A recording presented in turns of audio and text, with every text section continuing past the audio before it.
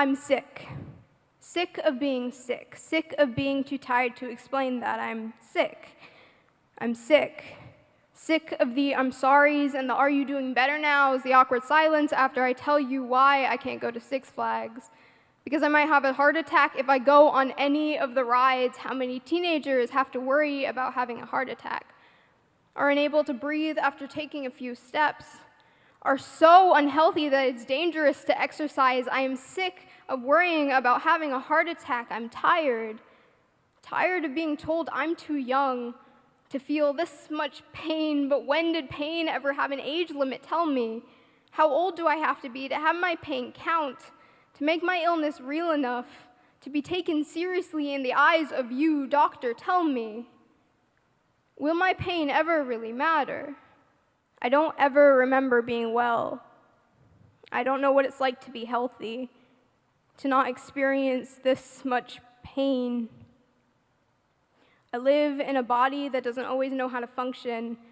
I live with a brain that sometimes shuts down, and I cry. I cry a lot. Rivers as big as the Nile run with my tears into seas of pain and oceans of angst. Call me crazy angst, you're too young angst. Have you tried yoga angst? Teenagers are so lazy nowadays angst. What happened to you angst? It's because you're always on that phone of yours angst. Did you eat a Tide Pod angst? Well, at least it's not cancer. I find myself wishing that there was an end. If that's what it takes to be taken seriously. To be listened to be treated like a human, or just given treatment. I'm sick. Sick of being sick. Sick of being too tired to explain that, because you truly don't get it until you get it. But I'm gonna try. Chronic illness isn't an easy thing to explain, and it's even hard to describe what it's like to have it. From July to October 2017, I was pushing myself to be as normal as I could. I was told that the reason why I wasn't cured yet was not because of ineffective medication, but instead because a part of me didn't want to get better. So I made myself better. I did not listen to what my body was trying to tell me. I'd shrug off my pain, pushing away any symptom that presented itself, refusing to admit that I was still not okay. I was convinced that it was all in my head, because that's what I kept being told. Until October 14th, 2017, exactly 1 year ago tomorrow, I woke up unable to move my legs. From the time between October and when I started treatment in March, I got around mostly by using crutches. It wasn't the best time for me emotionally. I had just graduated from having an invisible illness to one where all people do is nonstop stare. Things that really only slightly bothered me before had started to become major obstacles. I got tired fast, tired and frustrated that I was barely able to do anything on my own. It wasn't a good way to live, constantly beating yourself up over something you can't control. I went into 2018 thinking I was going to die, thinking some part of me would give up and take the rest with it. Because 2017 was so horrible, how could this year be any better? And now I'm standing here.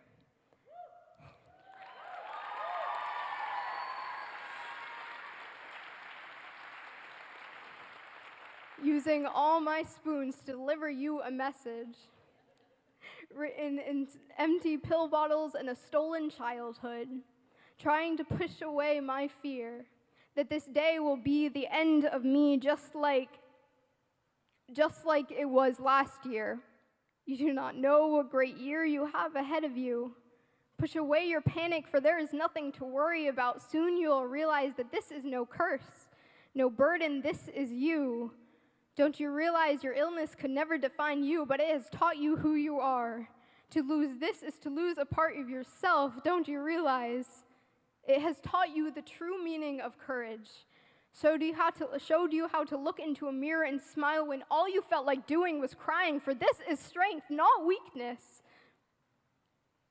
You will learn to love your broken too, and you're battered, and you're bruised. You'll learn to surround yourself in color, to be as bright as yellow, as bold as red, and as deep as blue. in your world full of lime green, just like you wanted. You have that in you. So I choose to wear black, stop mourning. You are not a sad story. To my past, present, and future self, I know that you are afraid. I am too. I know that the darkness can be intimidating when you've hit rock bottom. But look up. There's light. Thank you.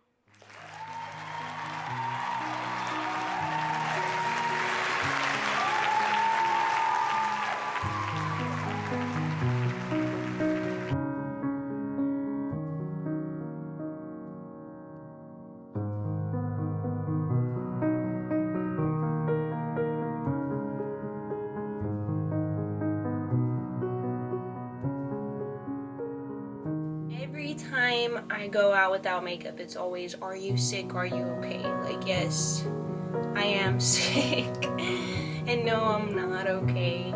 A lot of you may or may not know, but I have been chronically ill for most of my life, and it's been a battle trying to find a diagnosis. But the whole reason I finally made this video is to share with all my friends, family, wherever you may know me from. You may know me from MTV Catfish, you may know me in person, a friend, a family member, or you may not know me at all. I made a comment on your shit, I may have told you to watch this video, someone else may have told you to watch this video. Whatever it may be, you're supposed to be here because not only did I find a diagnosis for myself, but I found that this diagnosis is the diagnosis for millions of people all over the world who are chronically ill, and millions more people all over the world who don't know that they're chronically ill and that are carriers and continue to spread chronic illness to everyone. And yes, this is possible. Anything that we can do to spread awareness will be the only solution to this problem.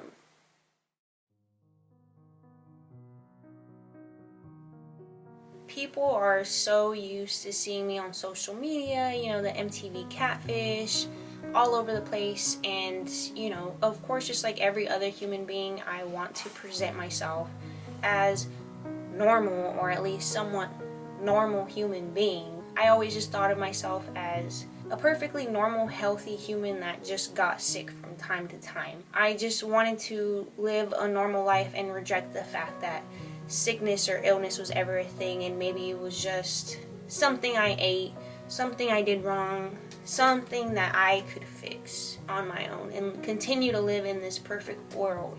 And for everyone that's ever asked me if I'm sick without makeup, yeah, I'm sick, and this is what sick looks like. This is 12 years, half of my life, being sick looks like. A little bit of natural eyeshadow, chronic acne, all my collagen has been taken from my skin, just things like that that chronic illness patients have to deal with. I'm actually aging at twice the rate that I should be. I'm living my life like a 40 to 50 year old right now. Well, honestly, I feel older sometimes. I've literally had to write down all my symptoms from each year because I can't even remember, to be honest with you. I can't even remember barely last year. My memory is shit. So I've had to go and write down and try to remember each year. I've tried to look at pictures, try to remember what I've been through, and I've finally gotten down all my symptoms, any kind of symptoms of chronic illness. I just kind of look myself as a patient more than anything, so I can try to relate myself to other people with the same thing. I didn't realize that we really do need to be looking for the smaller symptoms, as chronic illness doesn't very present itself. It presents itself over time and slowly lets you rot away. This is what we see with a lot of chronic illness patients, is that we just get left to rot, and because we can be made money off of our symptoms for the rest of our life until we die, and we just die of natural causes, which this is never the case usually. People with chronic illness or chronic infections or viral infections are supposed to have symptoms of things like the flu, or to be very sick and very ill when they first get infected.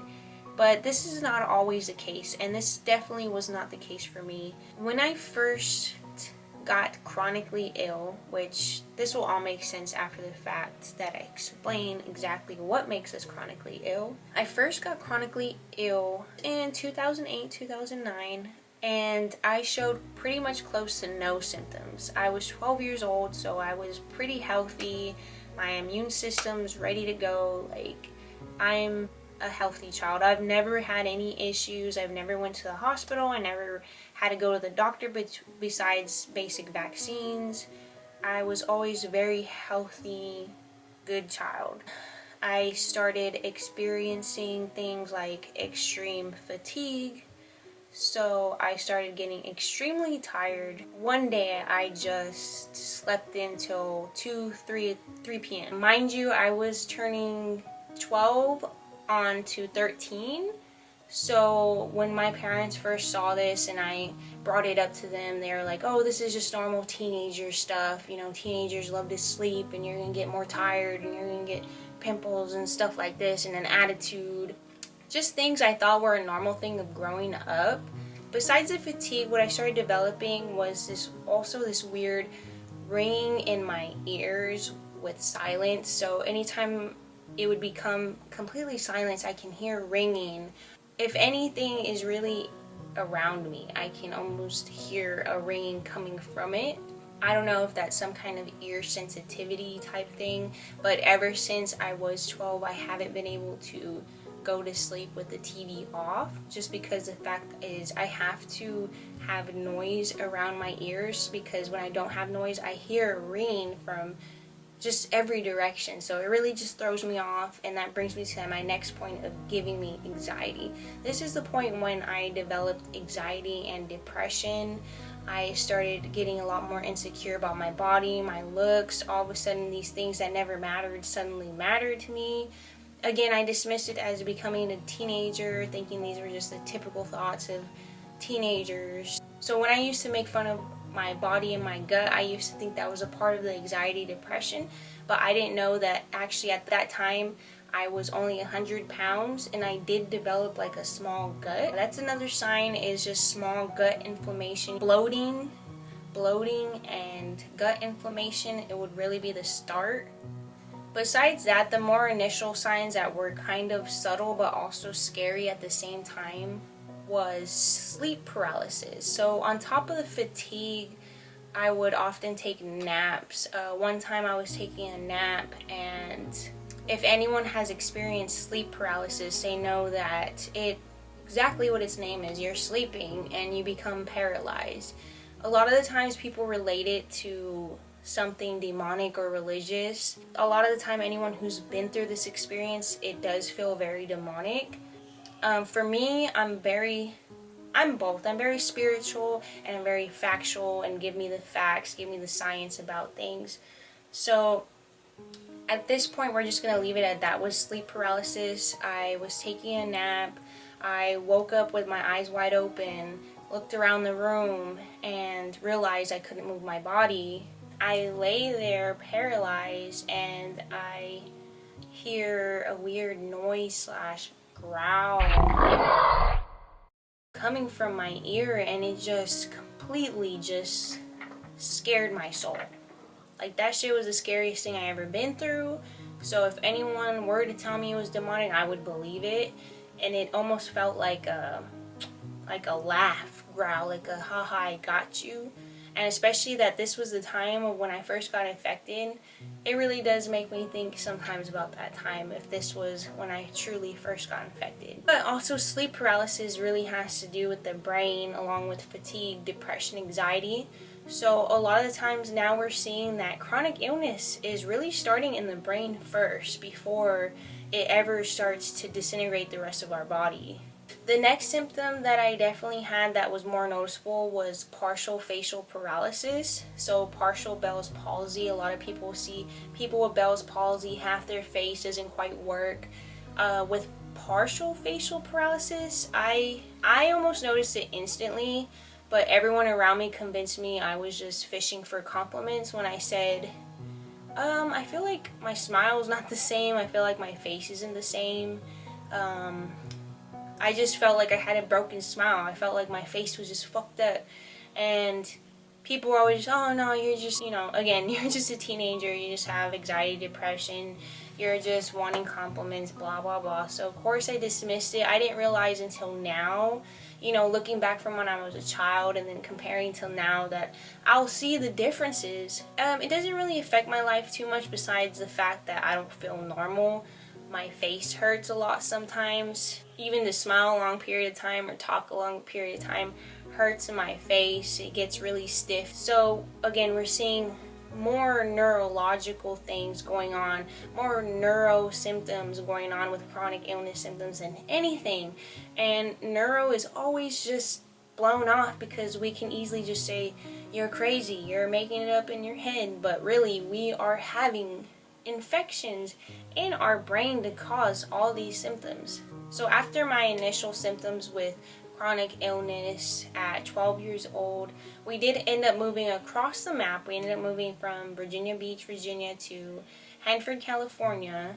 And this is where my journey with the medical field and hospitals really began. So we moved to California. I finished my 8th grade year, and then it became 2010 and I became a freshman in high school. This is when I started noticing more physical symptoms. So one of the first things was lymph nodes, swollen lymph nodes. Lymph nodes were taking over my body at the time. They were popping up my throat area, behind the neck, behind the ear area gets inflamed, in the armpits. I'll show a picture of the lymphatic system right now. This is your lymphatic system.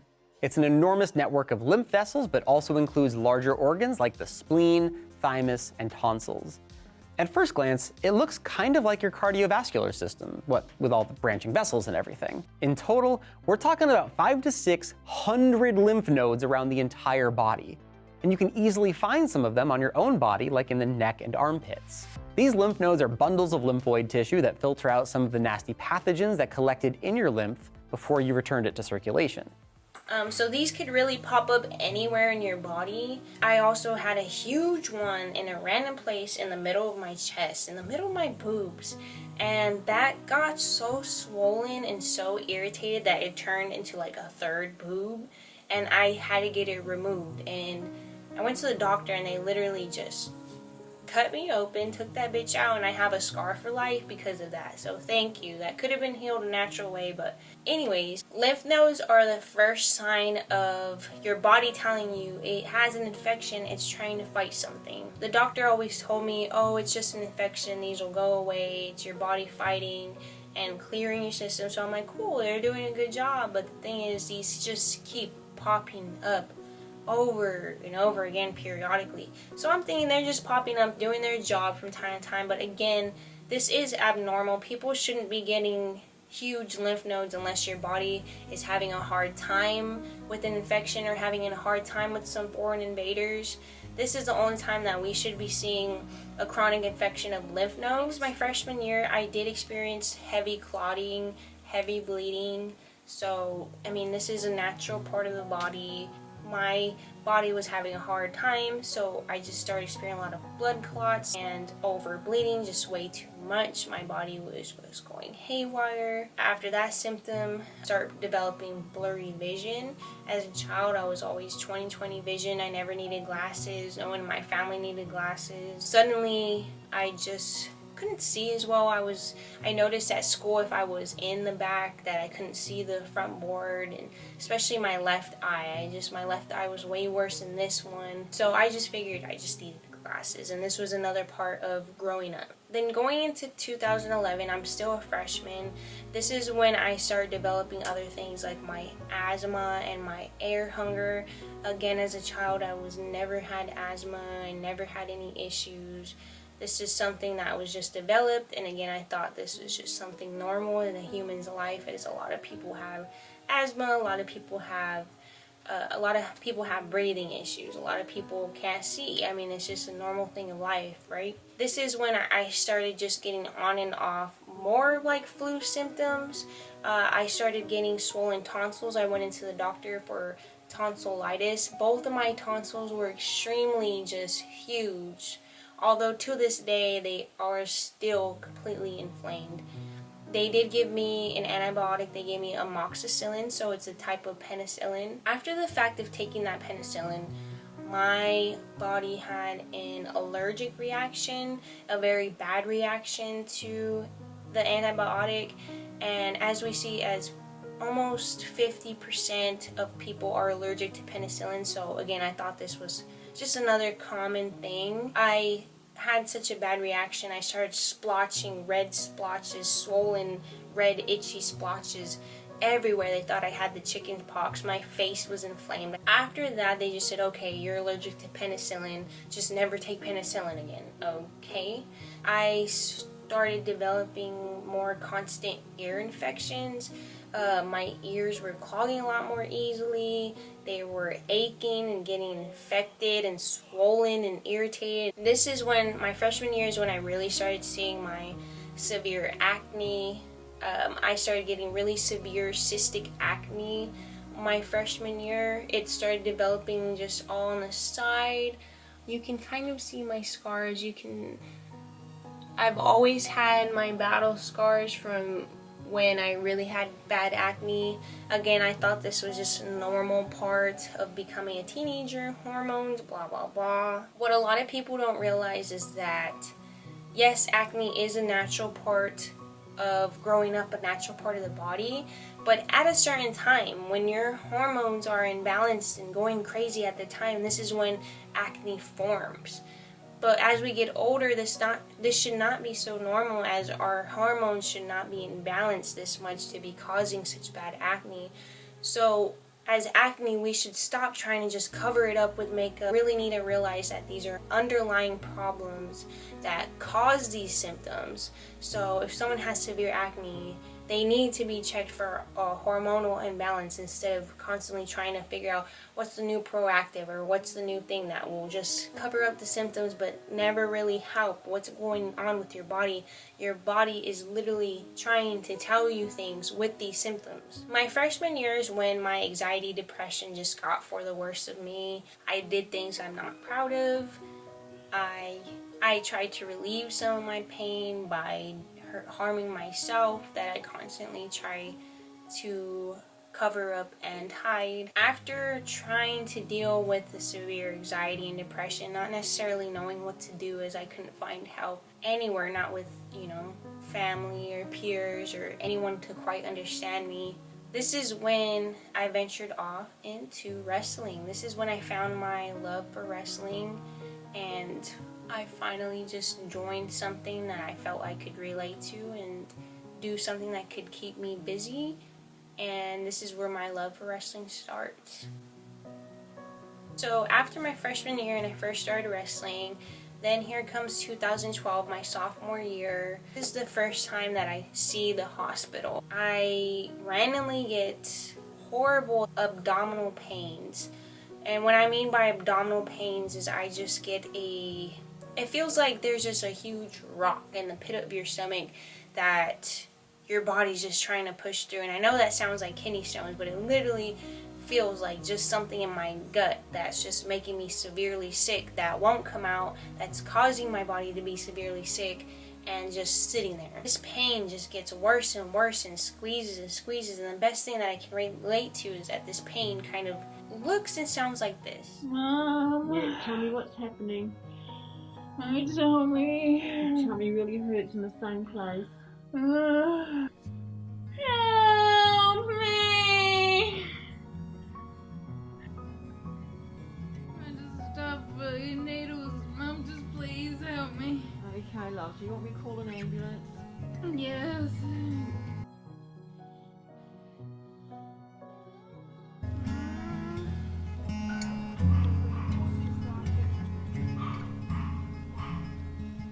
You'll see me say my abdominal pain a lot, but as it sounds like a light symptom, it's very, very severe, and it's something that I've had to go through. And it's probably my worst symptom out of all this is the on and off episodes of this chronic stomach pain.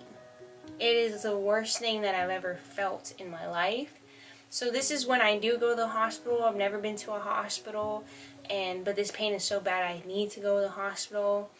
I go to the hospital and, you know, I'm 13 years old. I don't really know what's going on half the time. I've never even been to the doctor or hospital, barely in my life. I really don't understand, but I know that I can trust these people to give me a proper diagnosis. After I got out of the hospital, they didn't give me any medicine. They didn't give me anything.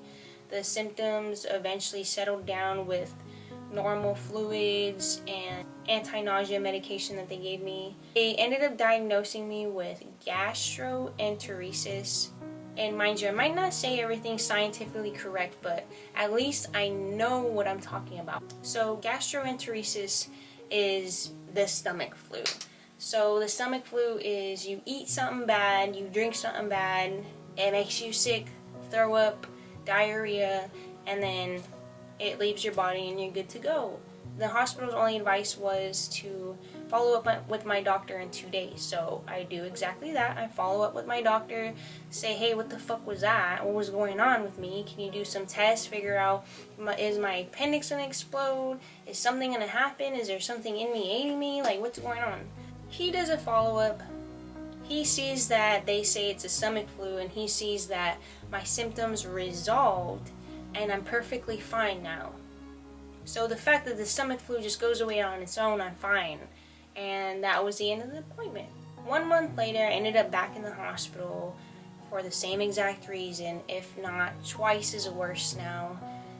I was just having a normal time, and next thing you know, my stomach and my gut just completely fold on me. It feels like my organs are switching around on the inside of my body. That's the only thing I can say that it feels like. So anytime it's any sip of water, any fluid, any food that's in me, it is gone. And anytime I try to even take 1 sip of water, rehydrate myself or refeed myself with anything, it will come right back up and my body will get no nutrients and completely just disintegrate at a fast rate, and the fact that I need the hospitals to even survive at this point anymore.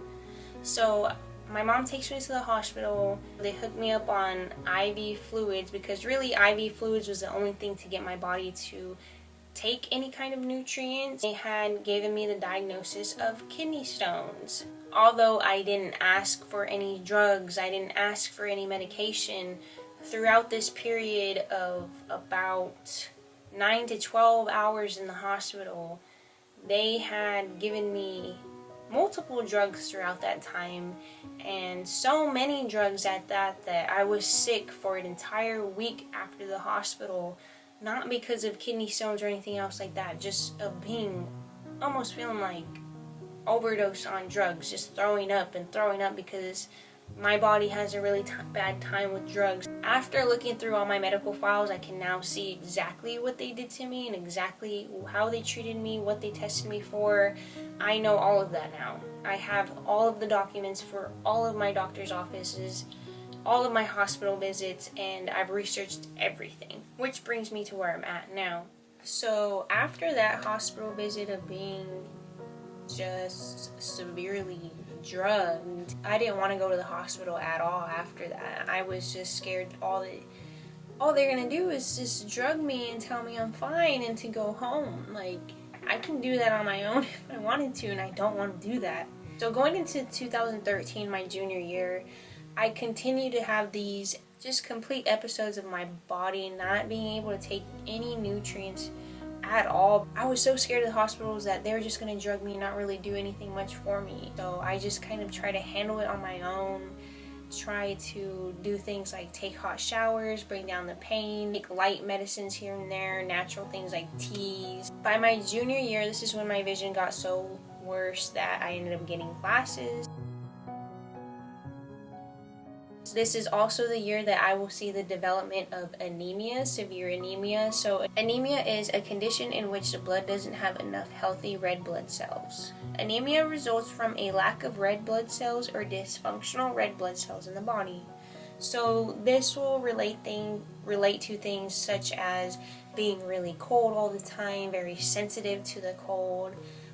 You'll get a lot more dizzy doing simple activities, just simply getting up and down. You'll get loss of vision, just a quick, oh, loss of balance, things like that are all signs of anemia.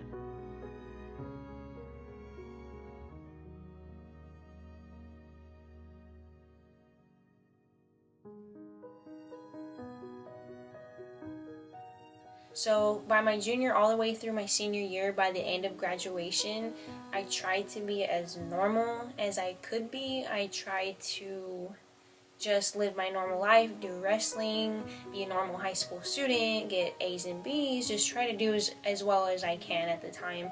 I dealt with small things like dyslexia, thinking that I couldn't understand reading and writing as well, although I was so good at it, that all of a sudden my brain was mixing up and I couldn't concentrate as well. I just, again, dismissed these things as becoming older, especially with the couple times that I did end up with the doctors. I did end up at the hospital, and every single time they test and they say, you're normal, you're normal, you're normal, you know, and then going home and my family telling me you're normal, you're just, you know, not eating right, or you're doing this wrong and you need to do more of this. And this is the point in my life that I just dismissed myself and all my symptoms and just said, I'm a perfectly normal human being that gets sick from time to time because I'm doing something wrong.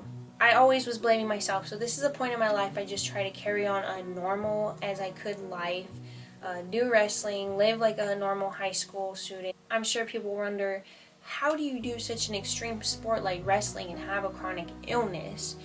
And at the time, I just was pushing myself so much, and all these symptoms that I just didn't realize that were abnormal, I passed them off as normal, and people don't understand how strong the human brain and the human body is, that if we are determined in something and our will and survival, we literally can last until our dying breath because of our natural survival tactics within us. So the fact is not that I was never sick because I was able to do all these amazing things. It was the fact that I was always sick.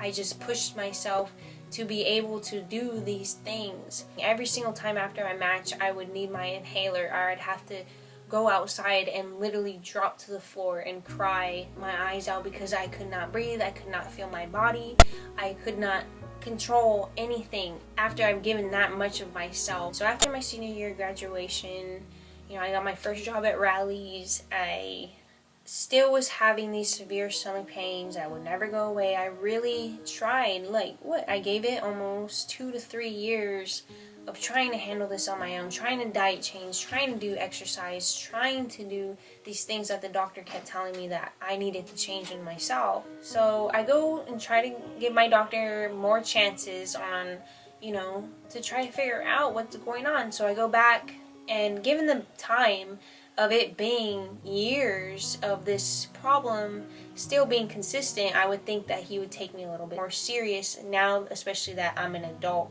And I tell him I'm still having these episodes like I did at the hospital, and I'm still not seeing a change with diet or lifestyle changes. It still doesn't affect anything. This is when I get my first diagnosis of GERD. GERD is gastroesophageal reflux disease, acid reflux, aka heartburn.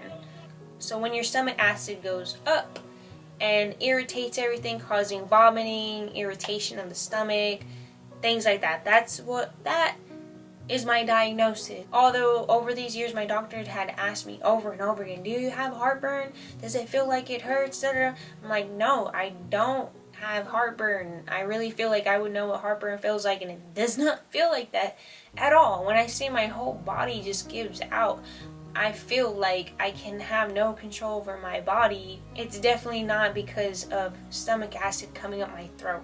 So after going to the doctor and getting the diagnosis of GERD and getting all my lab results and everything being perfectly normal, the best thing that I can do is go on living normal once again. Like, I try to reach out for help. I'm perfectly fine by a medical professional, multiple medical professionals. So I just do what I had to do and try to continue to live my life.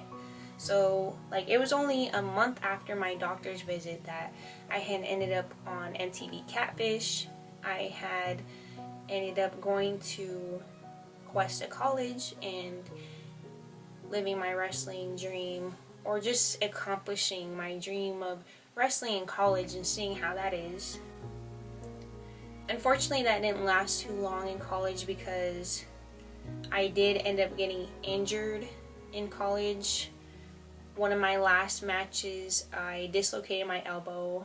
Maybe I'll show here. So if you don't like nasty things, just don't watch this. Real quick though.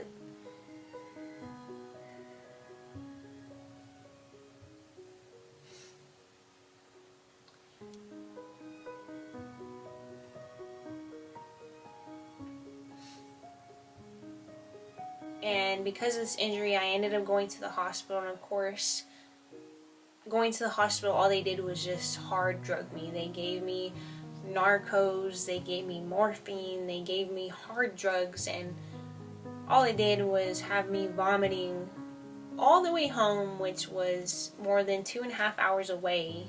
This is when I came to the conclusion, and my family came to the conclusion, that I had to move back home, because obviously they couldn't just come 2 hours away when I had a medical emergency, and obviously these would happen a lot, so I needed to be closer to home. And this is when I moved back from college back to my home, back to my parents' house. I try to do things like online college. I try to do coaching wrestling on the side for high schoolers. I did a little bit of everything I could to try to stay active, to try to stay as normal as I could. This is when we go into 2016. I am now 20 years old, and this is when I develop severe headaches and severe inflammation of my veins around my temples and my brain. So if anyone does have these kind of irritation headaches, they'll notice that the veins right here on the side of their head, in the middle, anywhere that are coming through your face, those you'll see get inflamed, and it causes like entire irritation headache, to where it causes me just to be irritated at everyone, irritated at the world. It causes just my face to hurt, my head to hurt, my body to feel sick, nauseated. These are just awful headaches. So at this point we had an actual issue. I kept getting these inflammation veins and headaches. It went from once a month to once a week to now it was getting every single day, and without a chance I would wake up with a headache. So this is when I go to the doctor and I ask for a brain MRI. Maybe I have some kind of tumor or irritation, inflammation going on that they could pick up or see. So he sends me to MRI imaging place, and they scan my brain, do the whole brain MRI thing, and they send the paperwork back to my doctor. What it basically says is that I just have nothing severely wrong, but I do have some slight sinusitis. Sinusitis is a sinus infection, a condition in which the cavities around the nasal passages become inflamed. So usually this is a short to midterm type of things. You get inflammation throughout your face when you're sick, things like that. It gradually just kind of goes away on its own, and I'm told that just take Tylenol, Advils, ibuprofens, whatever to help relieve the pain, and that's pretty much all that I can do for headaches. After my brain MRI and diagnosis, this is when I see more of the symptoms of shocking and stabbing pains. So these might feel a little bit different to everyone, but it's usually in my ribs, throughout the body. You'll just suddenly get a pain that just hurts your body. It stops you in your track. It stops you almost from breathing, because every breath you take, it just hurts more and more. These hurt so bad, and they come at random times. They last at random sections of time. It's just very random. Again, just thought it was a normal part of getting older. This is also when my tonsils begin to swell up even more than they had a few years ago when I had first got the diagnosis of tonsillitis. I had went back to the doctor for my swollen tonsils and my constant cough. And a lot of people don't understand is that's why I talk the way I talk, and I talk so lightly, and every now and then I'll have to clear my throat, and I'll have to, it just almost hurts me to talk because my tonsils are literally swollen out of my throat. And what tonsils do is that they're the first signs of infection. Your tonsils grab onto any bacteria or anything that might be going to your body, and it holds on to them first. So swollen tonsils is almost a clear sign, as well as swollen lymph nodes, a clear sign of infection. If a node is overwhelmed by whatever invader it's trying to quell, it may become inflamed. You can actually feel some of your nodes if you poke around the sides of your neck. They feel like little bumps. Little bumps. Yeah, there they are. And noticeably enlarged lymph nodes are often an early diagnostic sign of disease or infection. But your lymph nodes aren't the system's only checkpoints. You've also got a few special outposts placed at strategic entry points to particularly sensitive tissues, like those in the respiratory and digestive tracts. These are called mucosa-associated lymphoid tissues, or MALTs, because they can be found in mucous membranes around the body outside of the lymphatic vessels. Your tonsils are some of the largest collections of these tissues, which together form a ring around the entrance of the pharynx. There, they can inspect everything you eat and breathe and try to remove any pathogens before they enter the GI tract or lungs. It's a pretty big job, actually, which is why sore throats and swollen tonsils are a common sign of a cold or other infection. So I go to the doctor for my swollen tonsils and my cough, and this is when he gives me a Z-Pack, which is a type of antibiotics besides penicillin, since I was allergic to that. And then by the end of 2016 is when I go to another hospital visit, but this time not because of my severe stomach pain or my body giving out, but this time for my heavy blood clotting. So my body nonstop just was giving out blood clots on blood clots. It scared me. Was this a possible miscarriage? Was this something like one of my organs was bleeding out or something? It was just beyond me. So I went to the hospital. You know, they give me an ultrasound, they give me all sorts of tests, and of course everything comes back normal. When I go back to the paperwork, of course I can find things here and there that are abnormal, but of course it never really matters until a medical professional tells you that there's something wrong with you. And unless they tell you, then you're just crazy for assuming otherwise. 2016 is also the same year that I ended up dating my man to I'm still with him. And this is also where I will take off in trying to find my diagnosis and going off with the medical field and things like that, because he was very supportive in me finding what was wrong with me, you know, very supportive in taking me to the hospital, taking me to the doctors, very supportive in any of the new research that I found, any of the questions that I had. So this is where I will notice a lot more of my symptoms, and also where my chronic illness really gets severe. So now going into 2017, I'm 21 years old now. This is where I start seeing the most weight gain I've ever seen in my life. And it wasn't the fact that I was just not active. I had worked 3 jobs, I was very active, I was eating alright, nothing had really changed that much, and I had gained over 50 pounds, almost reaching 190 pounds out of nowhere. So right now I weigh about 175. As you can see, I got a nice little weight to lose.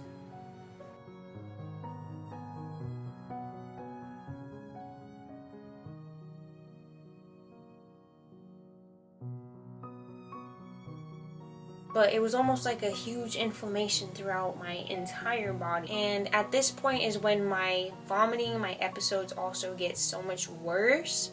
It's almost like every 2 weeks I'm having an episode. I'm just nauseated and vomiting my food. As I eat it, it comes right back out, and I can't hold anything down anymore. I also become severely dehydrated. You know, I drink so much water and it just never seems enough. I go to the doctor for these things, and he tells me, literally on the paper says, recommends more fluid intake. Like, no way, really. I should be drinking more fluid because I'm dehydrated all the time. Thank you. Didn't know that. After this, I just kept experiencing the vomiting and dehydrating episodes. Ended up in the hospital, and going to the hospital, they do all the same tests, they do all the same questions, all the same. At this point, it's almost I'm getting used to it. and this is when they diagnosed me with gastritis. They assume my stomach is being upset and inflamed all the time because I'm constantly doing something that's not right, or I'm constantly getting something inflamed, which is gastritis. Gastritis is literally stomach inflammation. It's just any lining of the stomach that's inflamed. So basically they tell me don't eat any spicy foods and don't drink any alcohol. Okay, I didn't really do any of those things anyway, but I guess. So I went back to the doctor, and this is when I get an endoscopy. An endoscopy is a procedure where they put a camera down the lining of my stomach to kind of see if I do have gastritis, I guess to see if I do have inflammation or anything else causing the gastritis.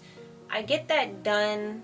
That was very scary because besides the point, it felt very unprofessional. The guy was falling asleep the entire time while I was getting put under. I was extremely scared. So that entire procedure was really just to get the diagnosis that I had gastritis. Cool. Now I get to live with gastritis the rest of my life, and there's nothing I could really do about it. So again, it just was another kind of name to put on something that I was perfectly normal though. So also what happens this year is that this is when I start to see my forming of arthritis. I had an episode where one of my legs just completely felt like it was broken. One night I was in the middle of sleeping, and I was sleeping perfectly normally, and I wake up in the middle of the night. One of my knees just feels like it's just completely crushed to death. Like I can't move it. My entire leg just feels like it's broken. It was the weirdest thing ever, but I had to go take myself into the bath to try to cover it in water and heat to try to relieve some of the pain. This year I also had more anxiety. I started having panic attacks. One time we were at the water park and I just started bawling, started crying because, so many people around me, all the worried thoughts in my head, thinking that people are judging me. There's so many things in my head that this is when I start to see my anxiety get really bad and form panic attacks. So then going into 2018, I am now 22 years old. I just moved into our first house, and this is when I catch the flu. I just catch the normal common cold, and after that is just when everything just started slowly declining. I just went through this constant nausea. Every morning I'd wake up just automatically feeling sick. I didn't want to eat, and even if I did eat, I would just either be vomiting it a couple hours later and it wouldn't digest. It's almost like I would eat food, it would sit there, not go anywhere, not digest or anything, and then up to like 6 to 12 hours later, it's still sitting there, not going anywhere, so my body just throws it up. This went on every single day, and it just got worse. So although I was dealing with that, I still try to work 3 jobs.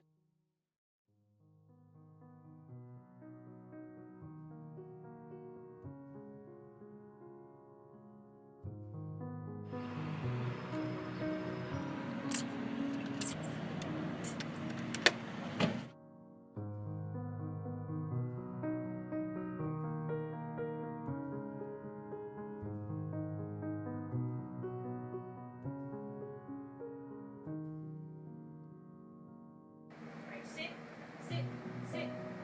Good. Ready? Pause.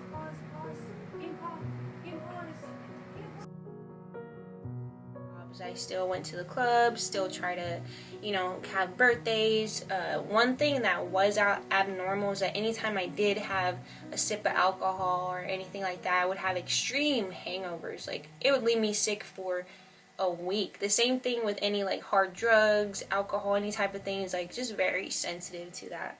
Going into 2019, this is when I turned 23 years old. This is when I came to stop work at all. I couldn't work at all at this point, so I stopped working all my jobs, because even at the point was I was working multiple part-time jobs and I couldn't even go half an hour to an hour without heading to the bathroom and going to vomit or feeling sick or trying to call in because I'm sick that morning. I can't even drive my car to work.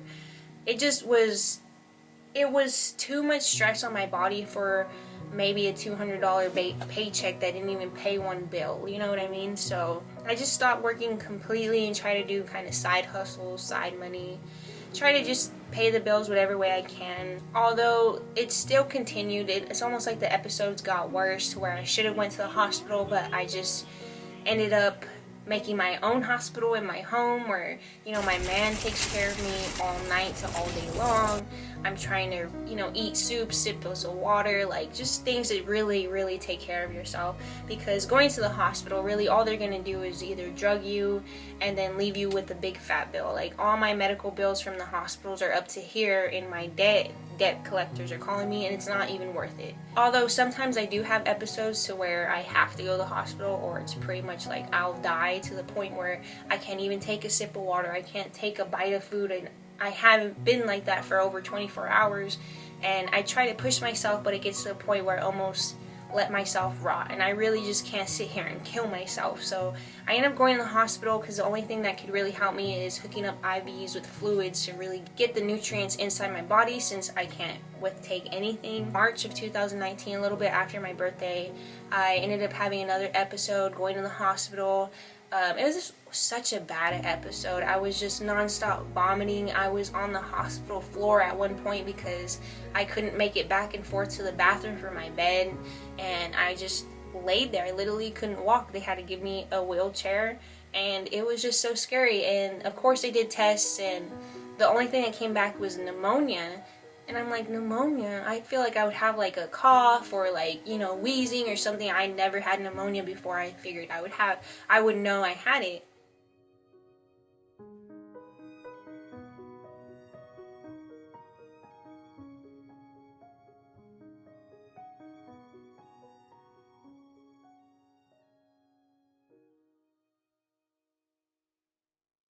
But that's what the diagnosis for that hospital visit was, pneumonia. And once again, they gave me another Z-Pack, which is antibiotics besides, you know, penicillin. It's crazy because they gave me this Z-Pack for having a stomach bug. They gave it to me for pneumonia. They gave it to me for the migraine issues. Like, they gave it to me for almost everything if they can't really figure out what's wrong with me. So after that episode, I try to do a little bit more research on what might be wrong with me. I look into the diagnosis of gastroparesis, which is really where food just hits, doesn't digest. Your gastrointestinals are really just paralyzed and they won't digest your food. So this is literally the only thing that I can think of, since my food wasn't digesting, and that's really the only out there symptom that I had. So this is when I go back to the doctor and I ask for a GI specialist, a gastrointestinal specialist. You know, a couple weeks later I go to the specialist, and seems like a great doctor. He's asking questions, he's trying to figure out what's wrong with me. Although all the questions he asks, he's just very baffled, he's just very confused, and it's not anything like he's heard before. And he basically said, okay, let's do all the basic testing. Although if you come up positive for THC or marijuana, there's a spreading illness that's coming from marijuana, people smoking and they're vomiting and getting sick. Okay, so giving doctors with licenses the benefit of the doubt, I researched into this illness that they're talking about with marijuana, and there's absolutely no research behind it. It's basically just a made-up method by doctors to try to come up with something on why people are randomly having episodes or vomiting. Oh yeah, it's because more people are smoking weed, because they tend to know that people who have issues with vomiting are gonna smoke weed, because, like, honestly, I do smoke weed because it's the only thing that can keep my food down. It's the only things that keeps me from going to the hospital, because I'm able to ingest my food, or I'm able to keep it down, or I'm able to even eat in the first place. Because honestly, I just wish I could have a feeding tube, because I don't even want to eat, I don't crave anything, and marijuana is really the only thing that has kept my digestive system going. And actually, coming to my own research now, it's crazy that a lot of people do have reactions to marijuana, but it is because it is a herb, just like any other herb or plant, that you can be allergic to. Some people are allergic to oregano, some people are allergic to freaking strawberries. everyone is different. So some people could get a very allergic reaction or inflammation caused because of marijuana, and that's just why they should either have a different dosage, a smaller dosage, a different way of having marijuana. There's tons of different extractions of marijuana. So after seeing how a doctor could just inform me and ultimately say, oh, everything is wrong with you, it's just weed, I didn't follow up with this doctor. I just thought it was a little bit more unprofessional to talk about things that weren't scientifically researched. So after that GI specialist in 2019, I just stopped. And on top of that, my own family telling me, okay, yeah, marijuana is an issue. You know, before it's the way I eat, before it's the way I live, and now the fact that I had gotten marijuana as a part of the only thing to help me carry on with life or even to deal with life, okay, now that's the problem. But honestly, I really didn't care what people say because I knew it was the only thing that was helping me to even stay alive. Obviously, the hard drugs that these doctors were giving me weren't going to help me at all, and this was the only thing that I found along with CBD oil that could really calm my body down and let me live like a normal person. And it's really the only option I had is the fact that no one was willing to help me or really try to figure out what's wrong and give me treatment. So by the end of 2019, this is when things get a little bit scary. My weight drops tremendously. My weight drops from almost 190 all the way down to 120. And this literally happened out of nowhere.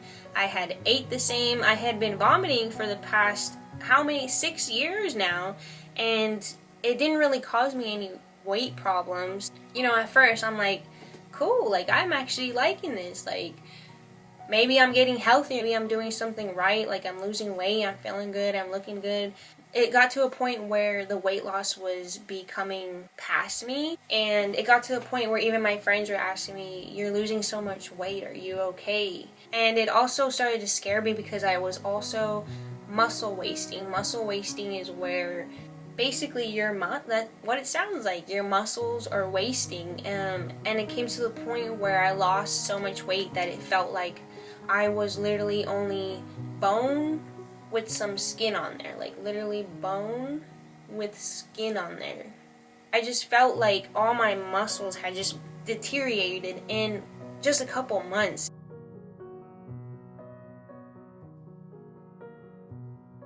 But what really brought me to trying to figure out my health again is in 2019 Halloween night, I was trying to, costumes, we're going to the club, my man is DJing at the club, it's all fun, until later on in the night, I'm dancing like normal, and all of a sudden, I just feel like a stab straight to my heart, and it stops me completely in my tracks to where I can't breathe, I feel like I can't see all of a sudden, just all of a sudden, like, my soul left my body. This was one of the scariest points of my life, as I thought it was like almost like a heart attack.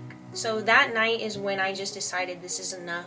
There is something wrong with me and no one's figuring it out. I need to find a doctor who's willing to listen. So this is the point where I get, okay, let me try to go to every single doctor or every single specialist. Someone has got to be a decent person and try to figure out what the hell is going on, right? So I try to go back to my family doctor after, being with him for 10 years now, and I just try to give him one last chance. So I go back to the doctor and I tell him about all these issues that I've been having, all these scares that I could be having, and all my concerns, and I pour my heart out. And my man was there with it, my man was there with me, so he can vouch for me. My doctor literally looked at me, he said, here, stand up and lift up your shirt. I'm like, what? He's like, let me see your stomach, just stand up, lift up your shirt. And so uncomfortably, like in front of my man and my doctor, who, by the way, my doctor constantly calls me beautiful and amazing throughout my entire teenage life. So I literally lift up my shirt so you can see my stomach. He doesn't even touch me. He looks at me from across the room. He says, yeah, I know there's nothing wrong with you. You're perfectly fine. He's like, you've got the body that everyone your age would want. There's nothing wrong with you. And at this point, this was the end of this doctor, because I was just astounded at the fact that you can just look at me and all of a sudden you're God to say nothing's wrong with me after everything that I've been through, after dropping all this weight in just a couple months, and you're just gonna say, yeah, I look good. I should feel good too. Besides the fact that this was a shitty doctor, I wanted to get testing because now I could better understand what kind of testing I was going through. I could access my testing online. I could see my test results. I could figure out what exactly these mean. I can do my own research and become my own healthcare provider. So regardless of that, I still got my testing done, and this is where things just get even worse. I get my testing done. Doctor says, oh, call back on Monday so I can just give you your results. I call back on Monday. Nurse is like, oh, doctors don't call or be on the phone, and he would never say that. I'm like, okay, he told me that, so that's the only reason why I'm doing this. She's like, okay, well, he's not in here right now. I'm like, okay, well, I'm supposed to get my results today. She's like, all right, hold on. Literally just leaves for a second, comes back, she's like, your results are normal, and clicks the fucking phone. I was like, oh my god, are you serious? My man was there too. I was like, can you believe that these are professionals? These are fucking professionals, dude. And then later on, accessing my test results online, and the fact that they probably didn't think I did that, my tests were absolutely not normal. Throughout all my life, I've noticed that every single test result came back, my white blood cells were through the roof. My red blood cells were always going up and down. My neutrophils, my eosinophils. I'll show a couple of my test results in case anyone relates to these kind of ones. And that's just from the basic testing that they'll do at the doctor's office and hospital. So these are a lot of common testing that people get.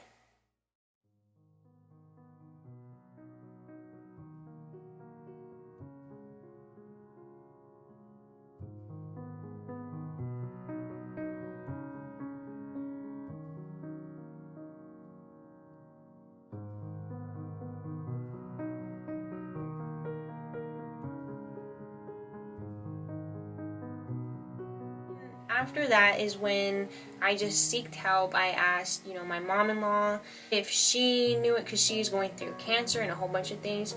I was wondering if she knew anyone, so I got recommended to another doctor. Going to this doctor, I didn't realize that this was what like an actual doctor should be, just a normal basic doctor should be.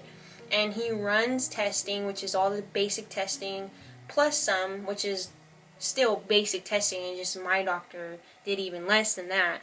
I get the testing and it comes back that I test positive for H. pylori, and it is a gut bacteria that can cause awful things like stomach ulcers and stomach cancer.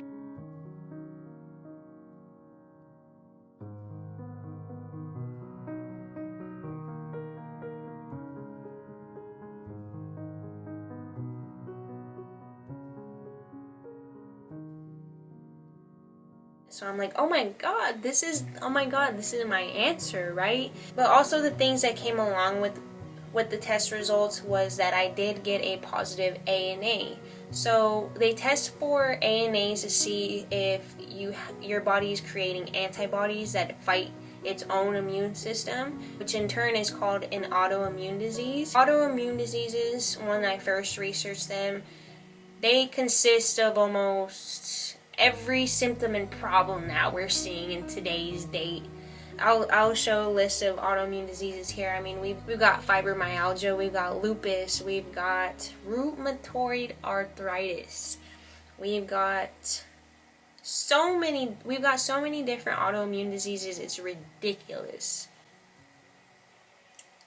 So an autoimmune disease is when the body attacks itself. So basically your body's immune system is attacking itself instead of helping for whatever unknown cause or reason that this happens. So after getting diagnosed with H. pylori and a positive ANA autoimmune disease, I felt a horrible, just the same heart pains, and it just got worse and worse. It was constantly there, and I literally felt like something was going to happen, to the point where I just had to take myself to the hospital. I wanted to get my heart checked out, wanted to make sure everything was okay. So I go to the hospital and they check my EKG. They check all my heart rate, they check everything for my heart, and of course everything comes back normal. And I also get my medication for H. pylori. When I took the medicine for H. pylori, this is when I actually felt like a human being again. I felt like I was awake out of a dark cloud finally. It was like I could think without brain fog again. It was absolutely amazing, but the thing is, it only lasted about a day and a half. After just coming back into this deep, dark cloud of just sickness and pain, I went back to the doctor a month later thinking, okay, maybe the H. pylori is just coming back again. Maybe it's stubborn, maybe it's hard to get rid of. So I go back to the doctor, I test for H. pylori, and it comes back negative. And so I'm looking more into the ANA autoimmune disease. So I asked my doctor, what's the next step? Like, what do I do now? And then I also research who takes care of autoimmune disease people? Who's a specialist for that? Is there an autoimmune disease specialist or something? And honestly, there's not many choices. The main choice that you're going to get when you have an autoimmune disease is a rheumatologist. So a rheumatologist, of course, is based off of rheumatoid arthritis. And rheumatoid arthritis is probably a given for anyone that has an autoimmune disease. Arthritis is automatically going to be a part of an autoimmune disease of any positive ANA, because where the body is in turn attacking itself, it's going to hurt, it's going to cause joint pain, it's going to cause bone pain, it's going to cause all sorts of pain. So the best that they can do is take you to the rheumatologist, and basically they diagnose you with lupus, fibromyalgia, all the listing of things that you can think of. I went to the roomie, and honestly it was weird because I go in there and obviously like I'm kind of the youngest one there. There's like really elder people, then there's the middle-aged people, and then there's me, and people are like, why are you here? So I'm thinking maybe the doctor will understand why I'm here. Really the first thing he does is look at me and say, why are you here? He does a couple of simple tests, like put a tissue in my eye and shit like that hurt. He's like, oh, well, now you don't have Sjogren's and you don't have lupus. He's like, the best that I can do is diagnose you with fibromyalgia and either put you on chemo pills or I can put you on pain medication for the rest of your life. He looked at me, he said, you are so young that I just don't want to do either of these to you. And that literally was it. And at that point I was just at a loss. Like, I've seen all these specialists and they all just look at me like, why am I here? And I'm trying to understand why I'm here from them, not trying to answer that myself. So after that, this is when I started doing more research into maybe the ties of H. pylori and autoimmune diseases. Maybe they have something to do with each other. Maybe I had H. pylori so long it caused an autoimmune disease. Maybe I had an autoimmune disease so long it welcomed H. pylori. This is when I ultimately start asking so many questions and doing so much research into this, and this is ultimately the time is when I'll find my answers. After small research, I found a short amount of things on how going vegan will help get rid of all autoimmune diseases and issues, and even just not even looking too much into it, I just did it anyway. I went vegan, I tried it, maybe it's inflammation, maybe it's a problem I'm doing, maybe it is me, I'm not sure.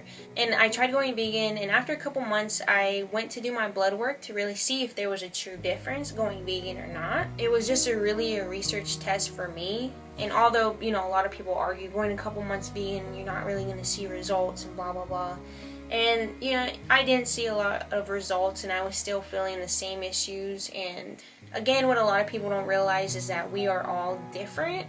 We are all allergic to different things. We all inflame to different things. So necessarily not one diet is a correct diet for anybody.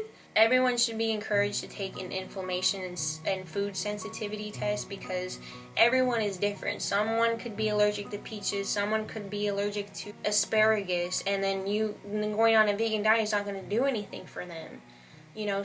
Everyone is different, so everyone needs to create their own diet, is what a lot of people don't understand. So after doing the light research into veganism and inflammation, things like that, unfortunately I got sick again, and at this time it was just really bad. This was the worst flu that I ever had. This was almost something that in the middle of the night I almost drowned in my mucus. I was sick for a week. This was around March of 2020, so this was around the COVID time. I went to my doctor, thinking, you know, they're going to test me for COVID, especially the fact that COVID is going around like crazy and it's a new thing. They didn't even test me for anything. They said you have bronchitis and then gave me another Z-Pack to treat it, and then that was it. At this point, I really do believe it was COVID, just along with everyone else who believes they have COVID, because it's probably, everyone does probably have had COVID right now. You either survive from it or you don't. And I'm very thankful that I did get through that time, because it was the worst sickness I had ever been through. But thankfully, being on inhalers and being on vitamins and just really taking care of ourselves 24/7, we got through it. Of course, a couple months after that, I ended up back in the hospital. I had another dehydration episode. So at this point in 2020, I become so dehydrated that I literally have to wake myself up like every 2 hours just to drink some water throughout the night, or else I'll wake up just so dehydrated and having another dehydration episode. And when I mean dehydration episode, is the same stomach knots, my body goes to zero, won't take any fluids, won't take any food. It's just like a big baby. If you don't give me water for this amount, a long time, then I'm gonna fuck your whole body up and not accept anything. It's like one big tantrum baby. One night I had drinking more juices than I had drinking water, and it just over sugared me and over dehydrated me extremely in just a couple hours. I had ended up in the hospital again, and this time was just, every time I went to the hospital was worse.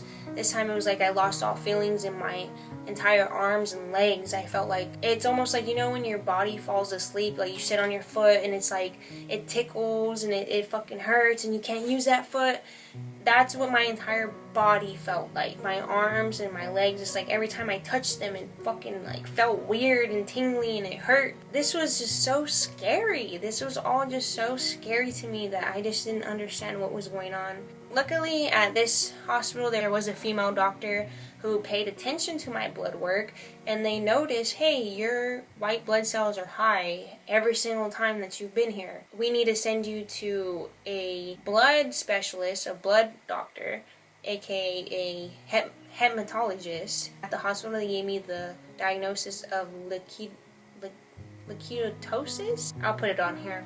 But basically just where the white blood cells are constantly high, and this is when they try to look for any type of cancers, which I was already researching down this route, because I'm like, the only thing that could keep you constantly sick would have to be a cancer, right? It would have to be something going on, especially with my white blood cells always being high. It's got to be a sign of some kind of cancer. So I go back to my new doctor and I show him what they told me at the hospital, and he sends me for an emergency recommendation to the hematologist specialist, one of the best cancer treatment centers here in my city. And less than a month later, I end up at the cancer specialist, and they do all sorts of DNA testing and regular blood testing and just take a whole shitload out of blood of me again. And during the time of my appointment, this was the weird part, is that I never really came in contact with the actual doctor. Trainee for the doctor comes in, and he's the one who asked me all the questions. He's the one who basically interviewed me,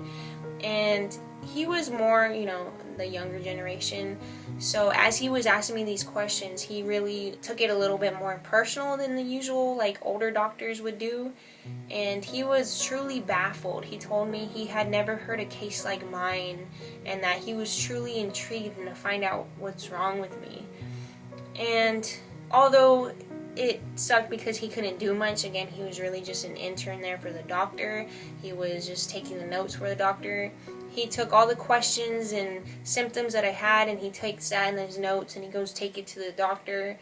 And about a month later, I have a Zoom call with the doctor, and he tells me all my blood work is more normal than it's ever been.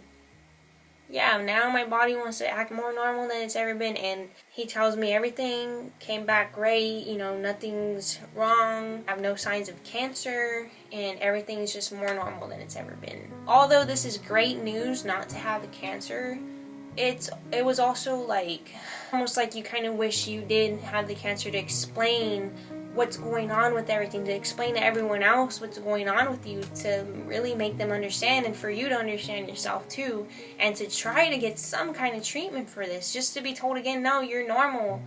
And for me to know that I'm not, it just made me feel like I was at rock bottom. So now, being 2020 going on to 2021, it has taken me 3 months to make this video. So much research, my entire life has gone into this. This is basically my entire life's meaning of loving science all my life, of loving journalism all my life, of always wanting to be some kind of biology scientist or to become some kind of journalist to tell people's stories and to put the truth out there.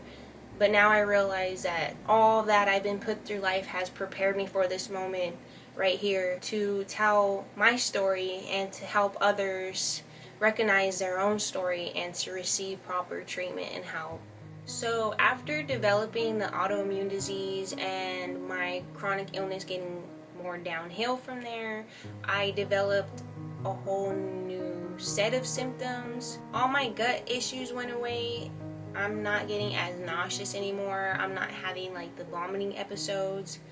But also I'm up on my hydration a lot more. Now I know, like, I literally don't drink anything else besides water and try to add electrolytes to the water or electrolyte water, and that's literally the only thing I can drink, because anything else, even like apple juice, orange juice or anything, just completely oversugars me and dehydrates me to the fact where it's not even worth it.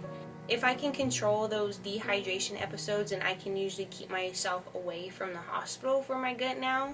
I still have the side like heart pain, but necessarily it might not be so, it's necessarily just the inflammation around the heart from time to time, and inflammation of the spleen and things like liver and pancreas and things like that. All that can get inflamed and start kind of like hurting you. To me, it feels like it's like a pushing out feeling and just a pit ball, like stone in the gut type feeling. Usually I use CBD oil to control all my inflammation, which usually works for me. My vision not only got more blurry to where I can't see as well, but also I start seeing floaters, which floaters can look like little black dots. For me, I have a bunch of like spirals, like clear spirals along with like black dots, especially in the sunlight. That brings me to my light sensitivity. Every time I look into the sun, it's hard. Like, I'm basically blind. Every time I go outside, I literally cannot see for the first 20 seconds because my eyes are so sensitive to the light. Most of the time I have to keep it dark. And I'm also sensitive to the sun as my skin is sensitive to the sun. Every time the sun beams on my skin starts turning all red and splotchy and looks like I'm having an allergic reaction. And before, I never had this issue. I would always lay out in the beach and tan and be perfectly fine. I would never even sunburn before. I would literally just tan and be good to go. Now I can't even be in the sun for more than, I can't even be riding in the car with the window down because the sun hits my skin and my legs turn all red and splotchy and burns, and it's the weirdest thing. And that also brings me to my next symptom, is my heat and cold sensitivity. I have no temperature control whatsoever. If I take a shower, I get super overheated. I'll get super dizzy. I can only be in the shower for a minimal amount of time because I get super dizzy and fatigued. And then it gets to a point where I get extremely cold. I still have anemia. I still have red blood cell issues. So I'm always cold at any little wind. If I step outside, I need like 3 to 5 jackets. So I basically just have no control over my temperature whatsoever. I have to baby my body for whatever environment it's in. I've also been dealing with still the extreme fatigue. I'm always tired, but at the same time now, I have insomnia to where I can't really sleep when it's time to go to bed. So I can get a full night's rest, but I'll be lagging and tired the rest of the day, that afternoon lag, nap time. And it's not until it hits like midnight that I wake up out of nowhere and I feel bursts of energy and I just cannot sleep because my mind just keeps going and going. And it's just a vicious cycle of always being tired when I don't want to be tired, and always being awake when I just want to sleep. I have a lot of brain fog and more memory loss. Now it's to the point where I can't really even hold steady conversations because I will lose my thought process in the middle of when I'm talking. That's also why it's a huge reason why it's taken so long for me to record this video and put this together, because I've had to record this a million times over and over again. Then my camera overheats and shuts off while I'm mid-talking, and then I'll forget what I'm talking about. Just so many issues that just shouldn't happen. But I'm here trying to overcome them, just so this may give someone else hope to overcome this too. It is possible. It is a struggle, but it doesn't mean that we're not strong enough to overcome it. My jaw displacement started when I was a teenager. I would notice every time I'd open my jaw, sometimes it would lock. Now it's to the point where my jaw completely locks and goes to the side every time I open my mouth. And it's completely just like displaced and has no muscle around it at this point. Another thing is, of course, extreme hair loss. Every time I take a shower, it's just chunks and chunks of hair. Of course, you know, the bleach and stuff can harm my hair too. But I've always been dyeing my hair, and more than ever, it's just more, as the years go, more and more hair just falls out. And that's just another sign that your body's telling you that it's a little weak, it needs some help. My appetite is completely haywire. It's like I'm always starving, I'm always hungry, but the minute I eat, I take like 2 bites and I'm full, or I'm good to go. And then I'm hungry in the next 30 minutes and I need another snack, or I need another meal. I still deal with the asthma and air hunger. At this point it gets worse to where, again, I can't really fully carry conversation without having to take a break and take a breath. And that's a lot of the things you'll see my clips all chopped out because I have to breathe. Of course, I still deal with the arthritis. I can't even sleep in certain positions anymore because I know my joints will lock, and I'll have another episode where it's like I broke a bone, and I really don't want to deal with that again. So I'm very careful with the way I sleep and the way I position myself, and still dealing with the arthritis. But again, I deal with my problems and my pain with more natural forms of CBD and THC because my body can handle it. I'm not allergic to it, and it relieves my inflammation within my body that causes these symptoms. And of course, I still deal with anxiety, of course, more social anxiety, and even just anxiety in my own home. It's also taken so long to finish this video because the amount of anxiety I've had in just trying to finish this video, having to try to reach out to people, if anyone will even give a shit, if anyone will even recognize their own illness, if this will even matter, if I'm wasting my time. And once I became chronically ill, it's almost like I became trauma blind. Trauma blind is kind of like just where one thing after another thing goes wrong, and they just start piling up, and it comes to the point where you just feel like a complete total piece of shit and you don't feel well at all. So you kind of just take on all the symptoms and it doesn't really matter anymore.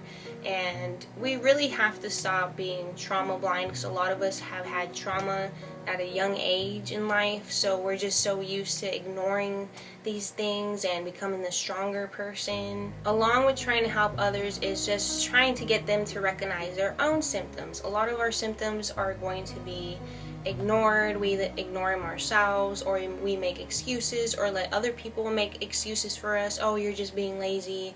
Oh, you're just not eating right. Blah, blah, blah.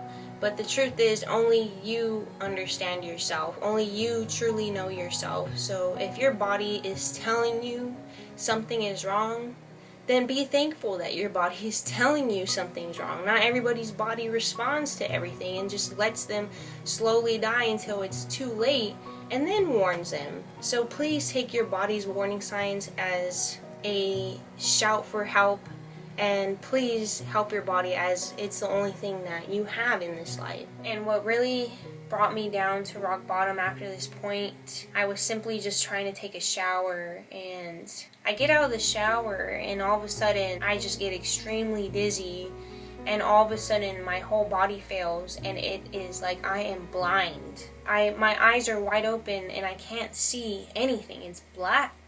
I have to ask my man to carry me to the bedroom, onto the bed, so I can know where I'm going. And he carries me to the bed, and I just lay there. I just laid there crying and crying and crying, knowing that there was something wrong with me that I could not figure out. And this is the point where I had just had enough. I knew there was something wrong. There's not a human being that should be able to go through all this pain and to lose their eyesight and to lose literally everything about themselves. And this is when I get into my research more than ever.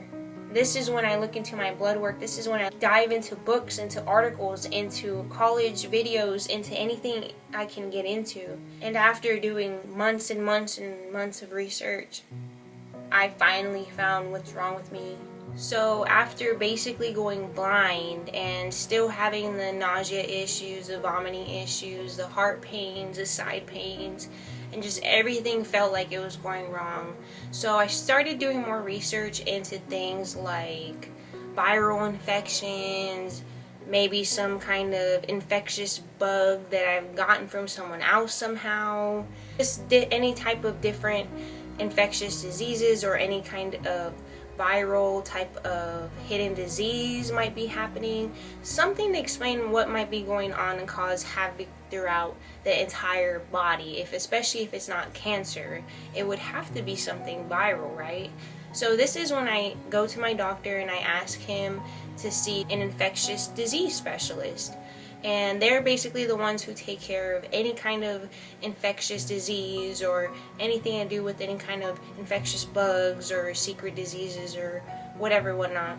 My doctor, being the decent doctor that he was, he sends an urgent referral to the infectious disease doctor, and so that's only supposed to take about like a week or two. And so I wait a week or two and I find the number of the infectious disease specialist that I'm supposed to go to, and I give them a call because after 2 weeks, what's going on. I've been waiting even more than 2 weeks now, and I call them and they say that the infectious disease doctor and their entire community of doctors have denied me because all of the tests that they've seen in my past have not came up positive enough for any kind of infectious disease or any kind of disease in general.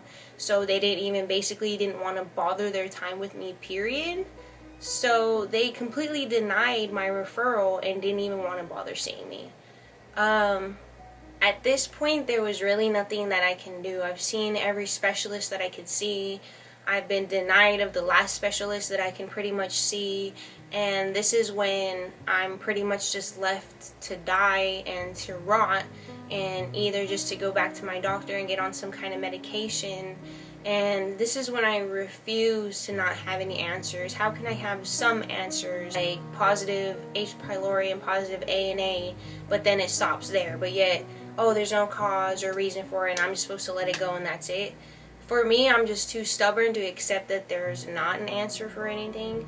And this is when I go more into my research on infectious diseases, different type of diseases, where you can get them from, where they come from, and things like that. And this is ultimately where I find my answers. This is where I find the reason for almost every disease on the planet has an underlying reason. Every sickness, every symptom that we see as chronic illness patients, every single one of them have an underlying reason that can be diagnosed and that can be treated. I overcame and I found this diagnosis not only for myself, but millions of people around the world. This is a huge pandemic that will turn into the next plague. that we've seen again and again and again in history repeat itself. And this next time is not going to be any different of a plague if we do not spread education, awareness to ourselves and to all the others out there. This is something that we have the potential to stop and to not be the history and time of all these different plagues and illnesses that were disregarded because of ignorance or because of storytelling or because of myths and just not wanting to believe that there isn't a dark side to life. There is a dark side, it's here, but we can take it on, we can overcome it, and we can have a brighter future for not only ourselves but future generations. And again, like I say in the beginning, at first this was really just a venture for myself. This was just trying to help myself and to make myself feel better so I can get married and have a family and do the things that I want to do finally and not have to worry about dealing with doctors and hospitals and all these medical bills. And now to realize that this is so much bigger than me. This is beyond me. This is bigger than this entire world, and I feel like I became sick for a reason. God knew that I wouldn't shut the fuck up about this, and knowing how much I see other people suffering from this, that I have to be an advocate. I have to try to do something, and even if this just reaches out, like I said, to one person, that's all that matters. So before I talk about the actual issue, we need to cover a couple of basics.